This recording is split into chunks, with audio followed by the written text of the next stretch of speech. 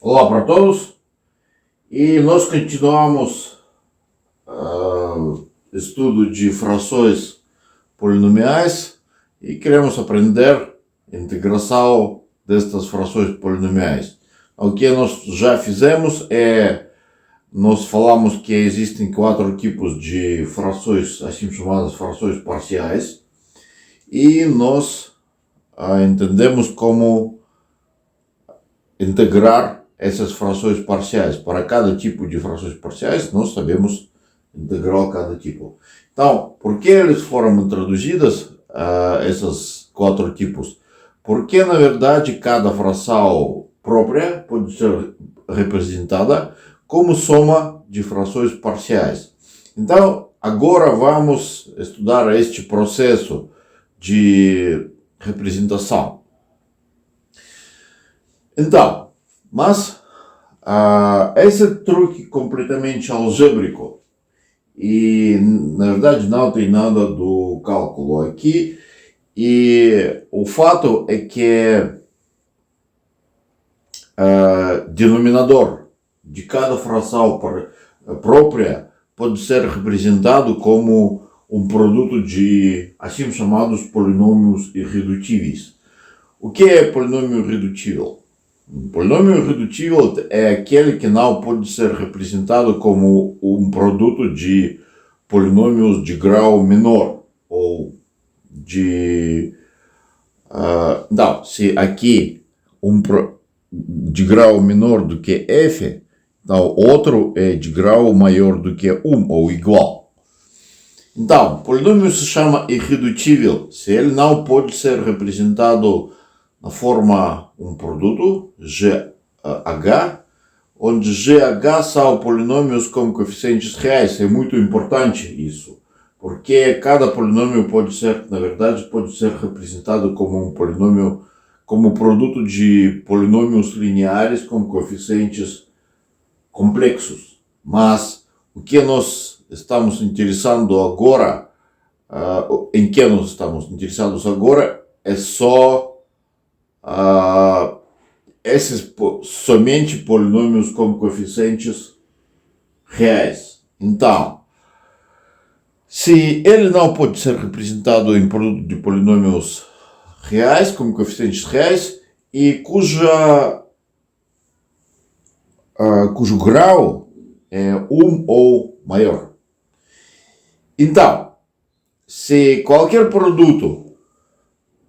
então, na verdade, como nós sabemos, um número constante real é um polinômio, podemos falar que cada número é um polinômio de grau 0.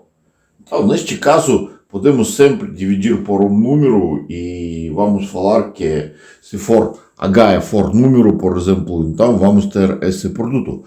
Mas não vamos levar em conta esses produtos, porque para ser redutível, polinômio, temos que ter pelo menos grau 1 de cada fator.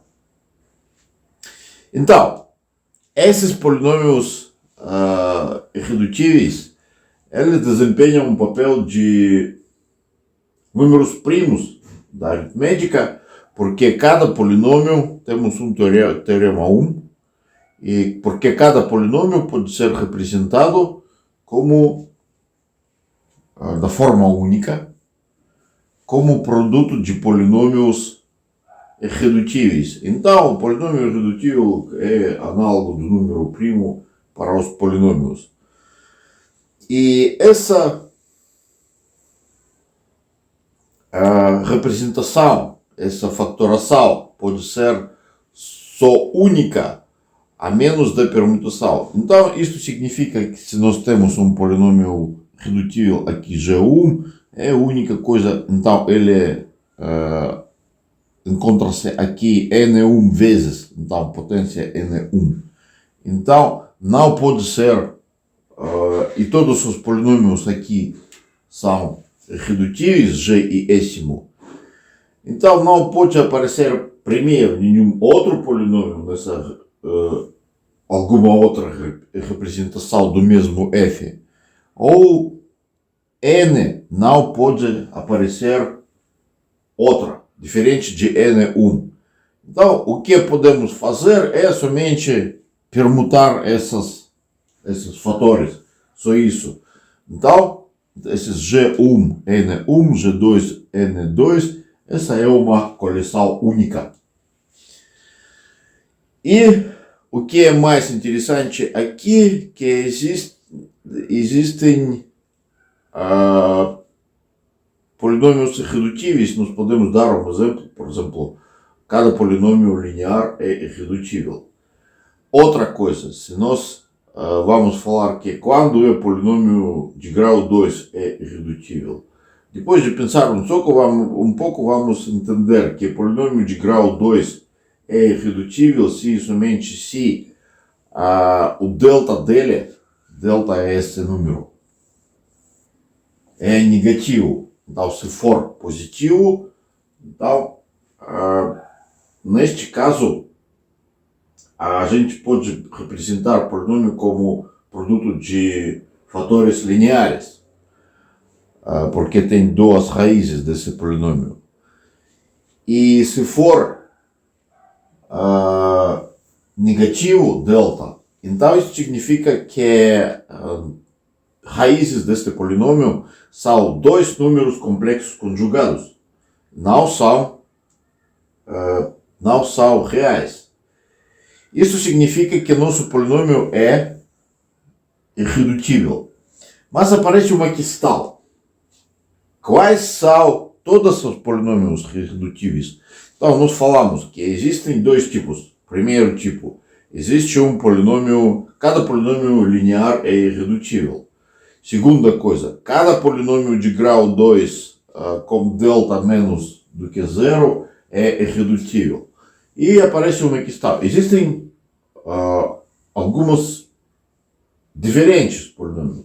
Então, nosso teorema 2 dá resposta para essa questão, fala que não, somente estes polinômios são irredutíveis, e usando o teorema 1, podemos representar qualquer polinômio como produto dos polinômios deste tipo. Nosso método de representar uma fração própria em soma de frações parciais é método de coeficientes indeterminados. Vamos considerar. Então, vamos imaginar que é uma fração própria e temos um polinômio Q em numerador, por enquanto ele nos não importa. Então, o procedimento é o seguinte: primeiro temos que escolher as frações parciais que vai fazer a soma, em que vamos decompor nossa fração inicial. Então, temos fatores aqui. Nós falamos que cada polinômio pode ser representado como um produto de polinômios irredutíveis. Vamos imaginar que esses polinômios todos são irredutíveis. Então, daqui temos os polinômios de grau 1 e depois daqui temos os polinômios de grau 2, mas também são irredutíveis. Delta de cada uma aqui é negativo. E agora, vamos fazer a coisa seguinte: para cada fator, aqui corresponde uma linha. Então, se temos um fator, então colocamos essa linha. Na verdade, é uma soma de alguns frações parciais. Então, vamos imaginar que aqui temos um fator do tipo linear e grau de potência expoente é o N1. Então, aqui são coeficientes A11, A12, A1N1. Então, são coeficientes indeterminados. E o que acontece aqui é expoente de... Então, aqui aparece o mesmo fator que foi aqui, o mesmo polinômio linear que foi aqui, e só que acontece que o expoente desse denominador sempre cresce de 1 até N1. N1 é expoente que aparece no denominador.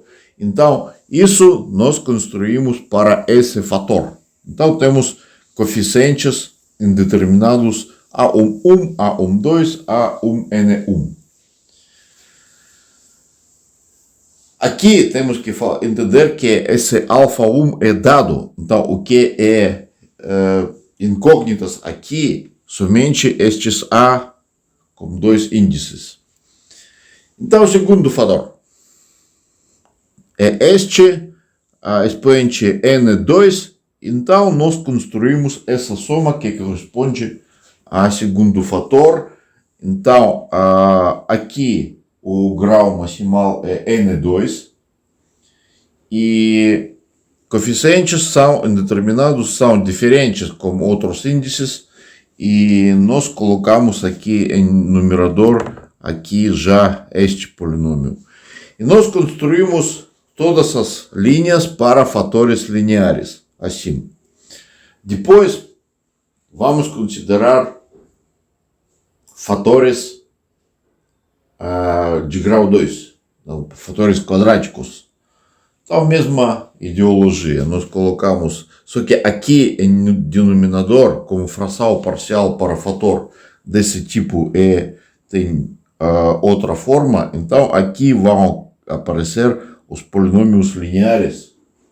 Então, por isso, nós precisamos usar dois coeficientes indeterminados de cada fração. Mas o jeito é mesmo. Então, aqui, primeiro, expoente 1, aqui expoente 2, aqui expoente M1, que aparece aqui. E para cada fator, temos que construir uma soma desse tipo. Então,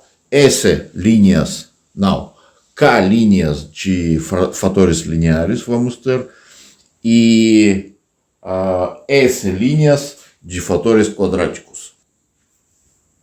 Vamos considerar um exemplo dessa decomposição. Então, vamos imaginar que temos fração essa e já temos uma decomposição de denominador em fatores irredutíveis. Então, o que vai corresponder ao primeiro fator, x menos 1? Então, o expoente dele é 1, então temos somente um somante. Para o segundo fator,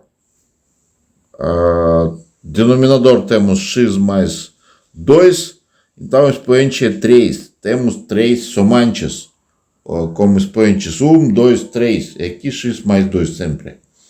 E temos 3 coeficientes indeterminados que são diferentes com certeza, de A1. Para o segundo fator, já é fator quadrático, temos expoente 2 e temos 2 somantes. Desse tipo e desse tipo, aqui é 1, 2, 1, 2, e aqui temos 4 novos coeficientes indeterminados, B1, 1, C1, 1, B1, 2 e C1, 2. E o último fator, x² mais 2x mais 8, ele dá para nós 3 somantes com 6 coeficientes indeterminados e expoente 3, então 3 somantes. Agora, o que fazer depois disso?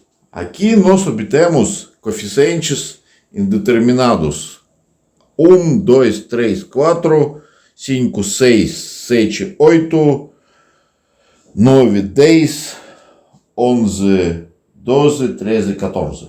14 coeficientes indeterminados. O que temos que fazer agora? Temos que somar essas frações aqui. Todas essas frações aqui. Para quê? Então, claro, com certeza, nós vamos obter denominador este. Mas nós estamos interessados em dar uma olhada para o numerador. Então, o numerador vai ser um polinômio cujos coeficientes são funções lineares de estes 14 coeficientes indeterminados.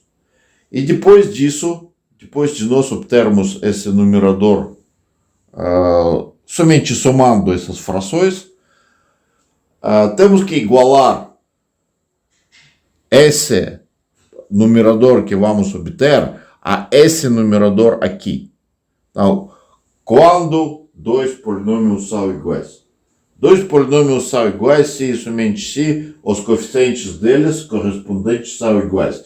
Então, por exemplo, vamos obter aqui polinômio, membro de grau 10. Aqui, coeficiente vai depender desses coeficientes. Mas aqui, membro de grau 10 tem coeficiente 0.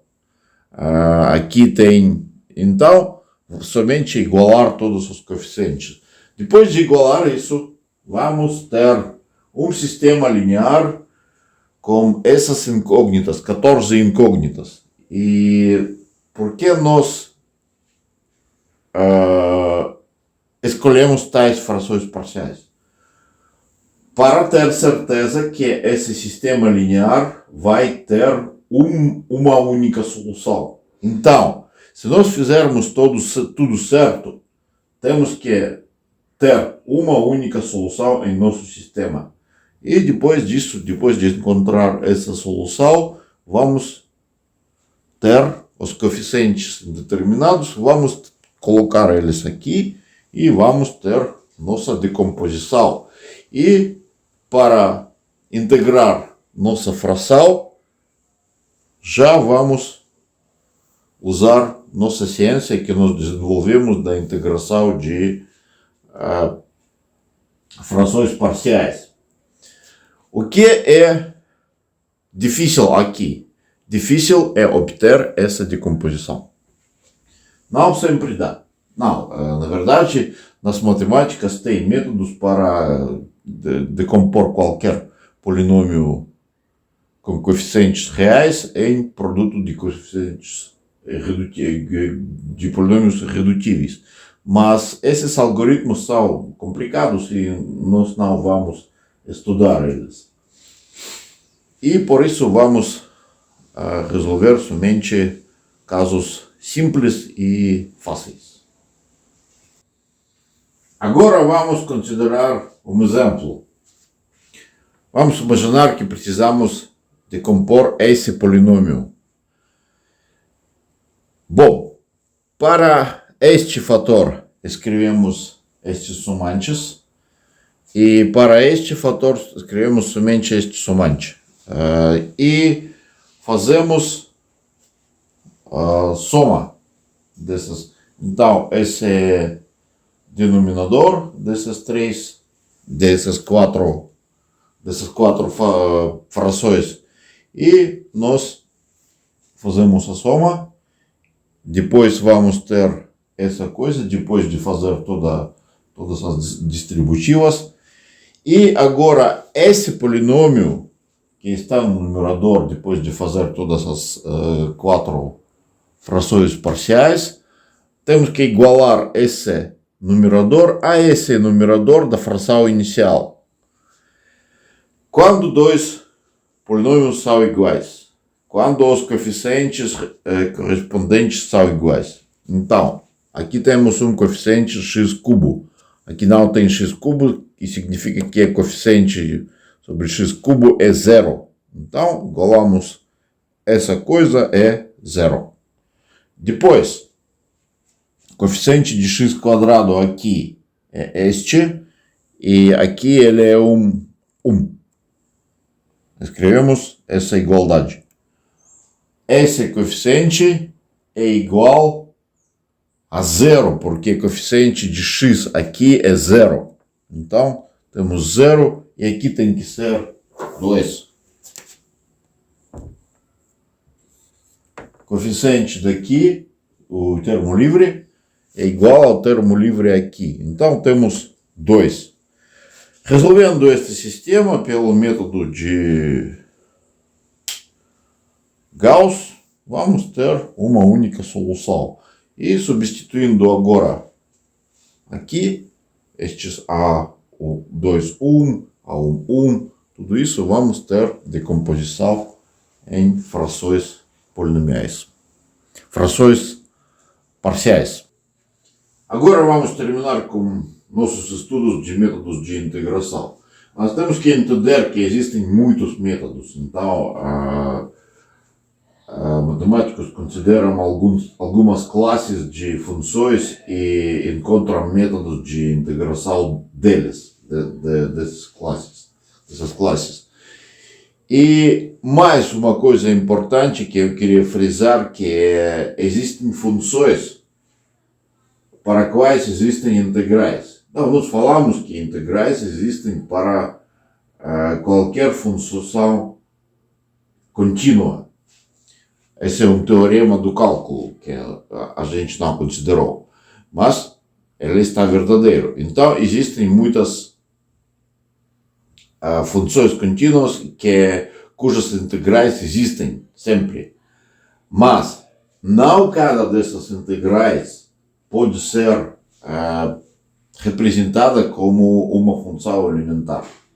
O que são funções elementares, como nós dizemos? São polinômios, frações, trigonométricos, inversos trigonométricos, função de potência, logaritmo e assim por diante, e superposições delas. Mas nem cada integral que existe pode ser uma destas funções. Por isso, para alguns integrais, não tem denotação. Então, nós podemos que existe tal integral indefinida, mas não tem função conhecida que fosse igual a essa integral. Por isso, se a gente precisa dessa integral, então temos que introduzir uma nova denotação para essa função. Dessa maneira aparece assim chamado seno integral. Seno integral é essa coisa, é definida como essa integral. Então ela na verdade é definida como integral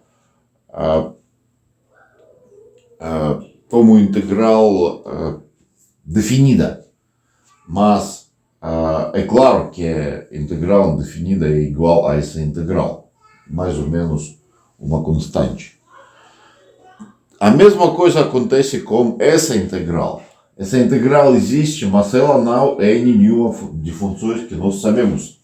Essa é uma função nova, esse é um teorema que precisa ser demonstrado. Mas se alguém precisa de aplicar ou usar, tratar como essa integral, ele tem que introduzir uma nova denotação para essa. Então se chama cosseno integral. A mesma coisa acontece com logaritmo integral, é uma função muito importante que existe, mas não é função elementar da mesma forma. E, na verdade, integral mais simples, pela primeira vista, mas que não pode ser representada como as funções elementares, é função integral de função de Gauss. Essa integral também existe e ela é muito importante na teoria de probabilidade.